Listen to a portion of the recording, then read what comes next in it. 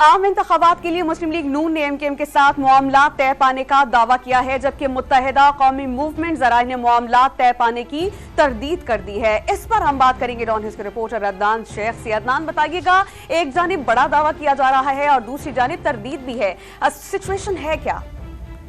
हम कोशिश करते हैं अदनान से राब्ता बहाल करें और इस अहम खबर की तफसील उनसे जानें। आम इंतखाबात के लिए मुस्लिम लीग नून और एमकेएम के साथ मामला तय पाने का दावा किया गया है, जबकि मुत्तहिदा कौमी मूवमेंट के ज़राए ये बताते हैं कि मामला तय नहीं हुए। मुस्लिम लीग की ज़राए ये कह रहे हैं कि हमारे मामला तय पा गए हैं और उन्होंने ये भी कहा है कि मुस्लिम लीग को एमकेएम कौमी की 5 और सूबाई असम्बली की 11 नशस्तों पर हिमायत करेगी, जबकि एमकेएम ने हल्का NA 242 शहबाज शरीफ को देने पर आमादगी जाहिर कर दी है। हमारे साथ मौजूद हैं डॉन न्यूज़ के रिपोर्टर अदनान शेख। अदनान, बताइएगा, लीगी ज़राए ने बड़ा दावा किया है जबकि एमकेएम के ज़राए तस्दीक नहीं कर रहे इस बात की, तो खबर है क्या एक्चुअली आपके पास?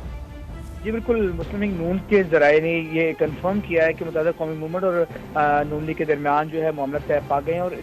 सीट एडजस्टमेंट का फार्मूला जो है वो सामने आया है और नून लीग को मुत्तहिदा कौमी मूवमेंट पाकिस्तान ने कौमी असम्बली की 5 और सूबाई असम्बली की 11 सीटों पर मुकम्मल हिमायत की जो है यकीन दहानी करवाई, जबकि फार्मूले के तहत कराची की बाकी तमाम सीटों पर मुस्लिम लीग नून मुत्तहिदा कौमी मूवमेंट पाकिस्तान को मुकम्मल सपोर्ट करेगी। नून लीग के ज़राए के मुताबिक